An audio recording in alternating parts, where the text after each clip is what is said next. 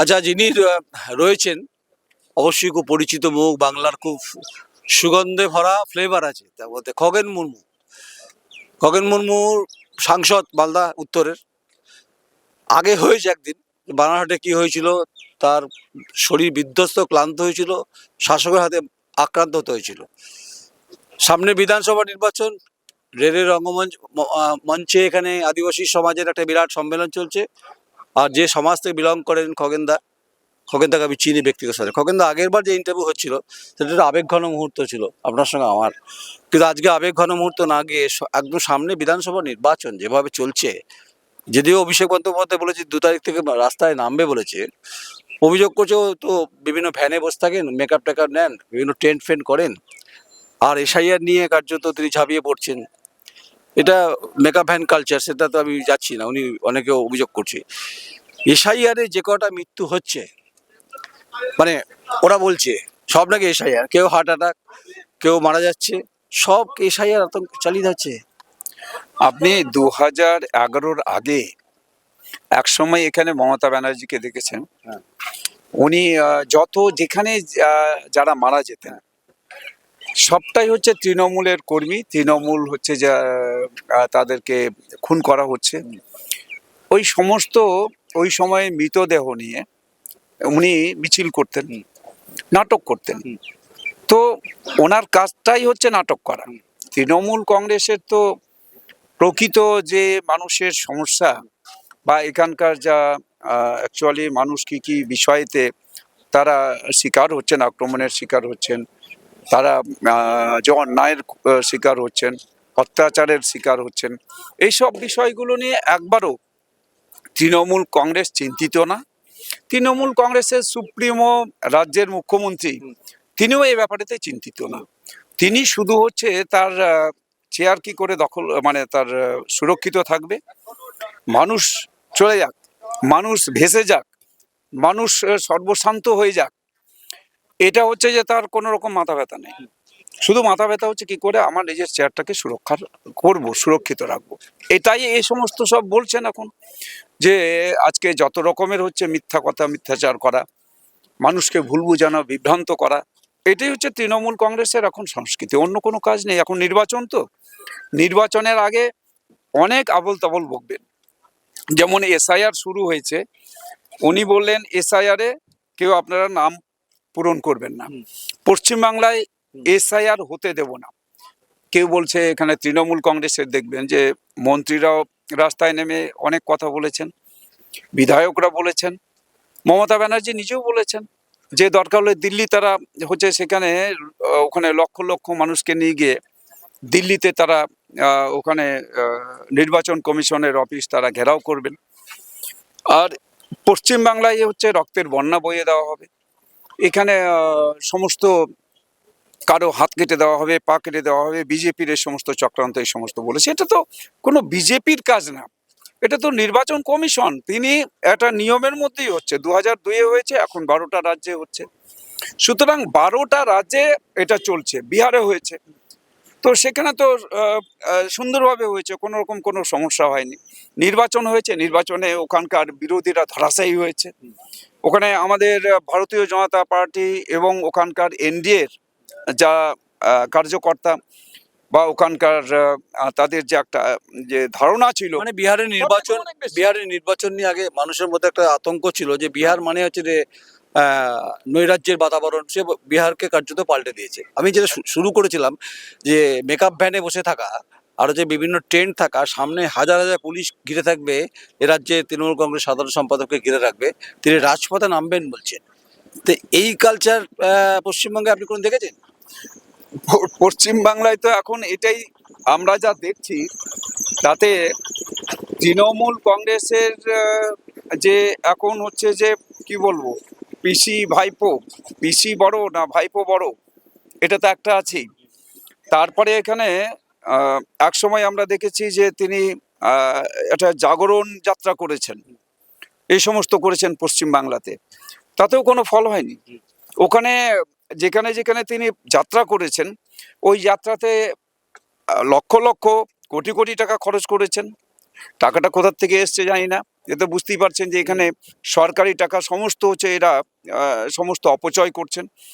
আর ওই যে যাত্রাতে যে সাধারণ মানুষ যতটা নাই তার চাইতে হচ্ছে 3 গুণ 4 গুণ হচ্ছে সেই সময়তে তাকে সুরক্ষিত রাখার জন্য পুলিশ ছিল, পশ্চিমবাংলার পুলিশ ছিল। পুলিশ নিয়ে তারা যাত্রা করেছেন, মানুষকে নিয়ে না। আর এখন মেকআপ ভ্যানে বসে থেকে ওই সমস্ত করবেন।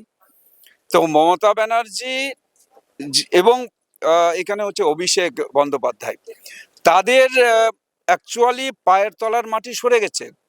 মানুষ তাদের এখন আর সহ্য করতে পারছে না। মানুষ এখন একটাই লক্ষ্য মানুষের, যে এই পশ্চিম বাংলাকে জঙ্গলের রাজত্ব থেকে মানুষকে রক্ষা করতে হবে। জঙ্গলের রাজত্বের যা যা এখানে যত রকমের যে দুষ্কর্মগুলো হয়েছে, যে অন্যায় অত্যাচার জুলুম রাহাজানি, তারপরে এখানে সমস্ত কিছু লুট, এগুলো বন্ধ করতে হবে। তার জন্য তৃণমূল কংগ্রেসকে পশ্চিমবাংলা থেকে এখান থেকে উৎখাত করতে হবে।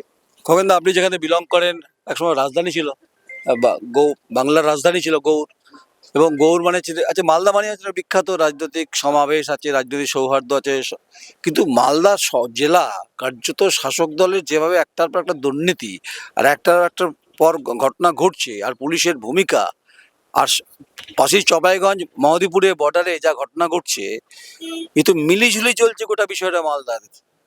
আপনারা তো বারবার করে বলার চেষ্টা আপনি সেদিন গেছিলেন বোধহয় ডিএম এর সঙ্গে দেখা করতে, আমি দেখছিলাম যে দেখা করতে চাইছে না। একটা জনপ্রতিনিধি, একটা মেম্বার অফ পার্লামেন্ট, সে দেখা করবেই, এটা স্বাভাবিক। তার একদিকে ভূতনির চরে মানুষের অবস্থান খারাপ, তা ভালোভাবে নেই, ভাগীরথীর ভাঙন চলছে, জবাইগঞ্জে পরিস্থিতি, তৃণমূলের ভেতরে সংঘর্ষ চলছে, এই সামগ্রিক পরিস্থিতির আপনারা কি সত্যিই ভেবেছিলেন যে পশ্চিমবঙ্গের এরকম ঘটনা এরকম হতে পারে? পশ্চিমবাংলায় 2011 সালে পশ্চিমবাংলার মানুষ ভেবেছিল, সেই সময় তৃণমূল কংগ্রেসের যে যে তাদের যে সমস্ত স্লোগান বা মানুষের যে তাদের সমর্থনের জন্য যে কথাগুলো তারা বলেছিলেন, আমরা বদলা নয় বদল চাই, পশ্চিমবাংলার উন্নয়ন চাই। তো আমরা 2011 পর থেকে আমরা যদি এই প্রায় 15 বছর হতে চললো, 3বারের এখানে তৃণমূল কংগ্রেসের যে সরকার, তো এই 3বারের সরকার এই 15 বছরে প্রকৃত অর্থে পশ্চিমবাংলার কোনো উন্নয়ন তো করেইনি, পশ্চিমবাংলাকে আরো পেছনের দিকে ঠেলে নিয়ে গেছে। অর্থাৎ পশ্চিমবাংলার যেভাবে হচ্ছে এগিয়ে, যে বারবার ওরা বলছে পশ্চিমবাংলা এগিয়ে নেই, পশ্চিমবাংলা অনেকটা পিছিয়ে। কেন্দ্রীয় সরকারের যত উন্নয়নমূলক প্রকল্প, কোনো উন্নয়নমূলক প্রকল্প পশ্চিমবাংলায় এখানে মানুষের জন্য ব্যবহার করা হচ্ছে না, মানুষকে পৌঁছে দেওয়া হচ্ছে না, সব তৃণমূল কংগ্রেসের পকেটে ঢুকছে। এবং এটাকে আরো যাতে সব তৃণমূল কংগ্রেসের যারা এখানে কাজ করছে, সে একেবারে গ্রাম পঞ্চায়েতের সদস্য থেকে শুরু করে প্রধান, পঞ্চায়েত সমিতির সভাপতি এবং এমএলএ এমপি তৃণমূল কংগ্রেসের, তাদের দেখছে না দিনের পর দিন তারা কিভাবে হচ্ছে চকচক হয়ে যাচ্ছে, বাড়ি চকচক হচ্ছে, ওদের গাড়ি চকচকিয়া গাড়ি। আর গরিব মানুষের জন্য বাড়ির টাকা যেটা কেন্দ্র সরকার দিচ্ছেন, মোদিজি দিচ্ছেন, যে প্রধানমন্ত্রী আবাস যোজনার টাকা, এই টাকা ওই সব হচ্ছে যাদের পাকা বাড়ি আছে তাদের নামে সমস্ত এখানে দেওয়া হচ্ছে। এখানে কৃষকদের জন্য যে টাকা দেওয়া হচ্ছে, আমাদের যে বিশেষ করে আমাদের কৃষক সম্মান নিধি, আমাদের এখানে কিষাণ সম্মান নিধি যেটা কেন্দ্রীয় সরকার দিচ্ছেন মোদিজি, সেটাও এখানে তার তালিকা দেওয়া হচ্ছে না। এখন আমাদের এখানে এই পর্যন্ত মাত্র হচ্ছে আমাদের 41 লক্ষ কৃষকের নামের তালিকা দেওয়া হয়েছে। 73-74 লক্ষ কৃষক যাদের এখানে কিষাণ সম্মান নিধি যোজনা পাওয়ার কথা, 31 লক্ষ কৃষকের নামের তালিকা তৈরি করছে না তৃণমূল কংগ্রেস, এখানকার রাজ্য সরকার।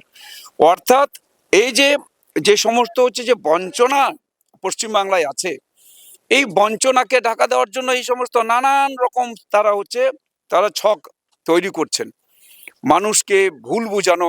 আমি তো এখানে শুনলাম যে এসআইআর এ, যেটা হচ্ছে যে খুবই গুরুত্বপূর্ণ বিষয়, এসআইআর এ নাম অন্তর্ভুক্ত করা, এটাও আদিবাসীদের মধ্যে এটা বোঝানোর চেষ্টা হচ্ছে, এসআইআর এর ফর্ম পূরণ করবেন না, পূরণ করলে আপনাদের এখান থেকে তাড়িয়ে দেওয়া হবে। অনেক আদিবাসী এখনো পর্যন্ত এসআইআর ফর্ম পূরণ করেনি। এইটা আমি একটু আবেদন করব আপনাদের মাধ্যমে, প্রত্যেকটা আদিবাসীকে নিজের নাম অন্তর্ভুক্ত করতে হবে ভোটার তালিকায়, তার জন্য এসআইআর ফর্ম পূরণ করতে হবে, এটার বিকল্প নেই। যদি আমি এসআইআর ফর্ম পূরণ না করি তাহলে ভোটার লিস্ট থেকে আমার নাম বাদ গেলে আমি ভারতবর্ষের নাগরিকতা হারিয়ে ফেলবো। এটা তৃণমূল কংগ্রেস কিছু এটাই চাইছে। ওরা শুধু এটা চাওয়া মানে কি, ওরা চাইছে হিন্দু ভোট যাতে কমে যায়। হিন্দু ভোটার যদি কমে যায় তাহলে তিনি যেটা মনে করেন এখানে ওই যে সংখ্যালঘু সম্প্রদায় এখানে মুসলিমদের নিয়ে তিনি ভোট করবেন, আর মুসলিমদের সহজে বোঝানো যায়, ভুল বোঝানো যায় যে বিজেপি হচ্ছে এখানে মুসলিম বিরোধী, এরা বিজেপিরা হিন্দু হিন্দু দল করে। আচ্ছা, হুমায়ুন কবির কি করলো? হুমায়ুন কবির সঙ্গে কি তৃণমূলের কোনো সেটিং আছে? হুমায়ুন কবির যে এত লাফালাফি করছে, হুমায়ুন কবির যখন বলেছিলেন এখানে আমরা এখানে 70%, ওরা 30%, ইচ্ছা করলে ওরা গঙ্গার জলে ভাসিয়ে দিবে, ভাগীরথীর জলে ভাসিয়ে দিবেন বলেছিলেন। তো সেই সময় তো তৃণমূলে ছিলেন। আজকেও উনি যখন এখানে যে উনি বলছেন এখানে বাবরি মসজিদ তিনি তৈরি করছেন, তো এইখানে বাবরি মসজিদ তো আছে, এইখানে কোত্থেকে হঠাৎ বাবরি মসজিদের কথা ভাবছেন? অর্থাৎ মুসলিম ভোট যখন আস্তে আস্তে তৃণমূল থেকে সরে যাচ্ছে, মুসলিমরা তৃণমূল ছেড়ে আজকে যখন হচ্ছে ওরা ভাবছে যে পশ্চিম বাংলায় ডবল ইঞ্জিন সরকার ছাড়া, আমরা বিজেপি সরকার ছাড়া মুসলিমরাও সুরক্ষা পাবে না, তার ছেলে মেয়ের চাকরি হবে না, কোনো এখানে চাকরি হবে না, কারো হচ্ছে না, কোনো মুসলিমের হচ্ছে না। মুসলিমরাও কিন্তু আজকে তার মেয়েরা সুরক্ষিত না, মহিলারা সুরক্ষিত না। সুতরাং এটা বুঝতে পারছে, উপলব্ধি করছেন, তাই তারা তৃণমূল কংগ্রেস ছেড়ে তারা সব বিজেপির দিকে যখন আসছে তখনই বলছে তাহলে এই যে মুসলিম ভোট এটা যদি আবার তৃণমূল থেকে সরে যায় তাহলে তো আবার হচ্ছে তৃণমূলের আগামী দিনে 2026-এ সরকারে আসা খুব কঠিন হয়ে যাবে। তাই তিনি এখানে চাইছেন তৃণমূল ভোট, তৃণমূলের যে কংগ্রেস যেগুলো অর্থাৎ এখানে তৃণমূল কংগ্রেসের সঙ্গে যে মুসলিমগুলো আছে তাদের ভোট এক জায়গায় যাতে সেটা এক জায়গায় যাতে একাট্টা হয়ে যায়, এবং সেই জন্যই এখানে ওই হুমায়ুন কবিরকে দাঁড় করানো হয়েছে। হুমায়ুন কবিরকে এখনো বলেছে যে তিনি যদি এখানে 10টাও সিট পান তাহলে তিনি কার সাথে যাবেন সেটা ওপেন রেখেছেন, কার সাথে যাবেন সেটা ঠিক করবেন পরে, তিনি ওপেন রেখেছেন। তার মানে এটা কি, 10টা সিট এখানে মুসলিম বলে তিনি ভোটটা নিয়ে 10টা আসন জিতবেন, এরপরে 10টা আসন কার দিকে যাবে, 10 জন কাকে সাপোর্ট করবে, তৃণমূল কংগ্রেসের সরকার তৈরি করবার ক্ষেত্রে সাপোর্ট করবে। এইটাই হচ্ছে আসল উদ্দেশ্য। আমি শেষ করে দেবো, মোটামুটি অনুষ্ঠান শুরু হয়ে গেছে। আচ্ছা, মালদার আমের জেলার মানুষ তো আমের দেশের মানুষ বলা হয়। এবারে 26-এ যে ক্ষমতায় আসে বিজেপি, ভারতীয় জনতা পার্টি এবং খগেন মুর্মু নেতৃত্ব দিচ্ছে, কালীঘাটে কি ভালো মালদার আমের টুকরি যাবে, উপহার দেবেন? এখানে হচ্ছে কালীঘাটে, এখানে হচ্ছে যে মমতা ব্যানার্জি যে আশা নিয়ে উনি এখানে মানুষকে যেভাবে বিভ্রান্ত করতে চেয়েছিলেন সেটা আজকে ভেস্তে গেছে। এসআইআর হচ্ছে, আম যাবে না, আম যাবে না রীতিমতো এখানে এসআইআর। আম কি পাঠাবেন? আরে আম তো ওখানে হচ্ছে যে উনি এইখানে যেটা হচ্ছে যে মালদার আম তো সব জায়গায় যায়, স্পেশাল পাঠাবেন? মালদার আম সব জায়গায় যায়, মমতা ব্যানার্জির জন্য আম যাবে না। আচ্ছা, মমতা ব্যানার্জির জন্য এখানে আমাদের যে পশ্চিম বাংলায় ভারতীয় জনতা পার্টি পদ্মফুলের সরকার হবে, এটাই হচ্ছে তাকে উপহার দেওয়া হবে, পশ্চিম বাংলাকে ডবল ইঞ্জিনের সরকারের উপহার দেওয়া হবে তাকে। অনেক অনেক ধন্যবাদ আপনাকে, থ্যাংক ইউ। এই আমের গল্প আগেও একদিন হয়েছিল বিপ্লবী রাজবেরি বসু ভবনে, জেলা পার্টি অফিসে। সেদিনও খগেনদা সোজা ব্যাটিং করেছেন, চাপ নেই। ভাগীরথী পাড়ের মানুষ তো একটু খোলামেলাই বলেন। আর দীর্ঘদিন গণ আন্দোলনের মধ্য দিয়ে উঠে এসছে, আজকে দক্ষিণবঙ্গে আদিবাসী সম্মেলনে তিনি বক্তা কিন্তু। তাই এই সরকারের যে পরিস্থিতি এবং এসআইআর নিয়ে যে আতঙ্ক পরিবেশ তৈরি হয়েছে, এবং আদিবাসী সমাজকে মেসেজ দিচ্ছেন যে আপনারা এসআইআর ফর্ম ফিল আপ করুন, এটা খুব গুরুত্বপূর্ণ পয়েন্ট। আর সময়ের সঙ্গে সঙ্গে ভাগীরথীর যে স্রোত, সেখানে খগেন মুর্মুর দল ভারতীয় জনতা পার্টি কিভাবে ঘূর্ণাবর্ত তৈরি করে, সময় বক্ত বাতা দেঙ্গে। নমস্কার, আমি নয়ন রায়, আবার চিত্র সাংবাদিক ঐন্দ্রিলা ব্যানার্জি, বর্ধমান। Thank you.